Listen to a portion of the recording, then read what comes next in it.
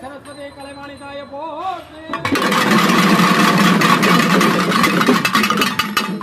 தண்ணிலே கண் கண்ட தேவனே மற்றொரு தெய்வம் உண்டா தண்ணிலே கண் கண்ட தேவனே மற்றொரு தெய்வம் உண்டா பேய்களும் தந்திர சொல்லிம மற்றும் எட்டாதி